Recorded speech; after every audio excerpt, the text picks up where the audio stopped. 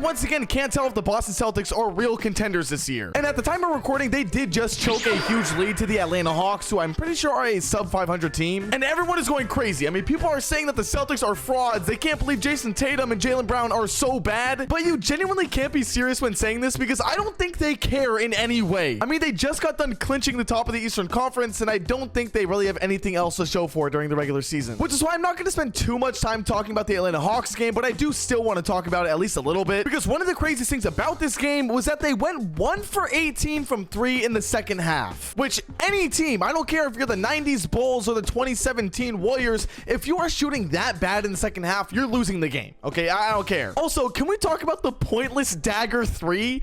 Like, this was the riskiest shot I have ever seen in a clutch game, and somehow it went in. I'm not saying this to defend the Boston Celtics, but if that ball didn't go in, it would have been a completely different game. And once again, what I'm about to say is not me defending the Celtics, okay? I just feel like a lot of people are going to be missing the overall point of the Celtics losing this game.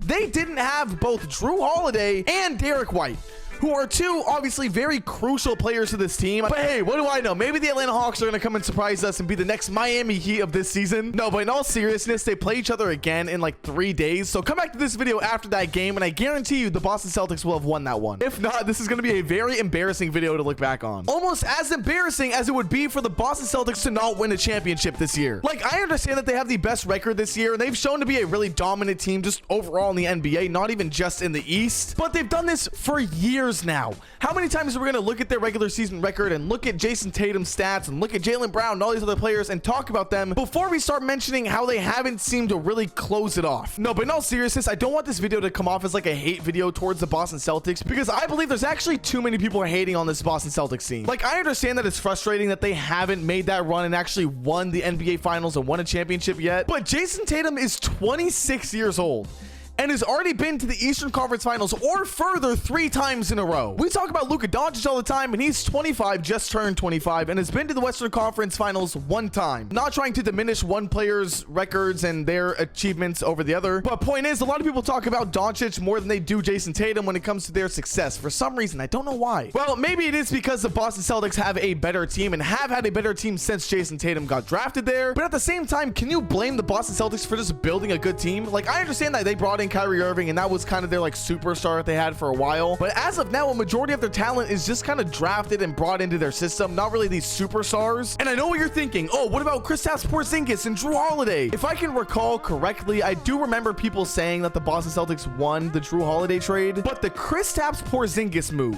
I don't care what you say, nobody valued Kristaps Porzingis as highly as they do now that he's on the Boston Celtics. He was looked at not as a bust, but just not as what he could be when he was in Washington or Dallas or New York or any of those places. Anywhere he's ever been, he has never been valued this high. So I don't want to hear that the Celtics are a super team because they brought in Kristaps Porzingis. With that being said, though, there is no doubt that Kristaps Porzingis has been a huge effect on this team. The extra size that he's added to an already pretty big team is something that I do think will help bring them to a championship when they do eventually win it at some point. They have to, right? And since we're talking about the trades, I guess I'll go over Drew Holiday a little bit. Like I said before, I'm pretty sure everybody knew Drew Holiday was going to be a great move for this Boston Celtics team, because you're basically getting a better Marcus Smart. He's a better offensive player that has a better 3-point shot, which you just can't go wrong with. Has that same type of defensive drive as Marcus Smart. It was really just an upgrade at the position. I do want to say as well, I am very happy to see Drew Holiday on an actual championship contender after what the Bucks did to him. I mean, I don't really blame the Bucks, but still, I'm just happy to see him doing good, you know? But by far the most disrespected player on this Boston Celtics team is Jaylen Brown. Since All-Star Weekend, Jaylen Brown has been averaging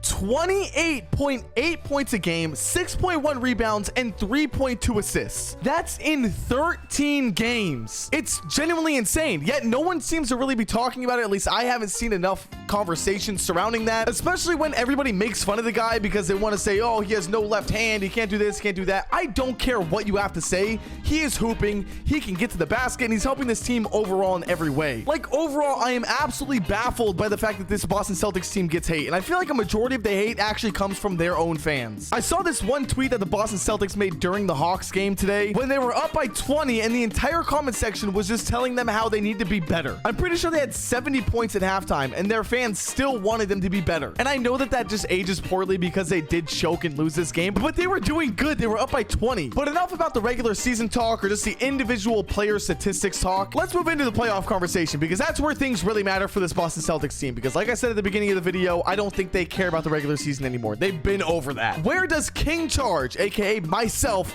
see this Boston Celtics team going? And well, it's pretty easy. I see them going to the NBA Finals. Now, don't get me wrong, they do have competition in the Eastern Conference, but I do think having the 76ers basically out of the equation, at least if Joel Embiid can't make it back in time, and even if he does, he'll still be hurt and have to recover. That is a huge bonus for this Boston Celtics team. And as much as I want to sit here and say that the Knicks could be the team to defend the Boston Celtics and, you know, do whatever, the Celtics have better defense, and they've also won the season matchup between the Knicks. I'm forgetting the word. You know what I'm talking about. Which to me leaves their only competition to be the Milwaukee Bucks. I don't really find any other competitor in the Eastern Conference that could beat this Boston Celtics team. Don't say Miami Heat, okay? Stop trolling. But it's the NBA Finals where things obviously get difficult, because if it is the Denver Nuggets that face up against them, Jokic is going back to back. There's no doubt. I don't see this Boston Celtics team beating the Denver Nuggets. Even if the Denver Nuggets aren't the #1 seed in the Western Conference, I don't care. Because to me, the Boston Celtics are a very individual player-based team. They give the ball to Jayson Tatum. They space the floor, see what he can do. If he scores, he scores. If he misses, he misses. And if Jayson Tatum isn't getting it going, then they give it to Jaylen Brown and see what he can do. I mean, that seems to really be their main game plan. But the Denver Nuggets just have this team type of ball, which you obviously get when you have Nikola Jokic on your team. That just makes me think the Denver Nuggets could take it over the Boston Celtics. But what do I know? There's a spider on my ceiling, and I really want to kill it right now. But let me tell you right now, if it's any other team in the Western Conference,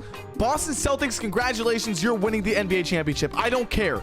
It can be the Pelicans, the Clippers, the Kings, I'm forgetting the 2 top seeds in the Western Conference, the Timberwolves, the Thunder, whatever it is. I don't care. Lakers, Warriors, any team in the Western Conference, Boston Celtics are winning that. I want to kill it so bad. So yeah, that's really my analysis, if you want to call it that, on the Boston Celtics.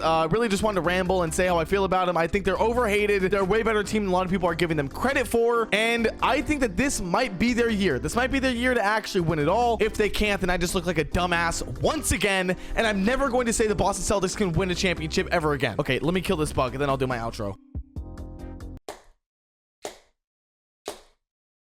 Okay, I think I got it. All right, well, with that being said, I hope you guys all enjoyed. Be sure to like and subscribe so I don't get any more bugs in my room. I'd really appreciate it. Comment down below your opinions on the Boston Celtics. I love reading and responding to everyone. I also want to quickly say as well, thank you to everyone who went and watched my last video about the Dallas Mavericks. If you haven't seen it yet, you can check it out right over here. But the video did amazing, and I just loved seeing everyone in the comments talking about it and talking about their own opinions and talking about my take and stuff like that. That's truly what I do it for. Just to hear everyone have an open conversation about the NBA and about basketball. That's what I really love. I also love it when everyone makes fun of me for thinking that Porzingis was on the Dallas Mavericks team during their Western Conference Finals run. All right, I'll see you guys all in the next one. Later.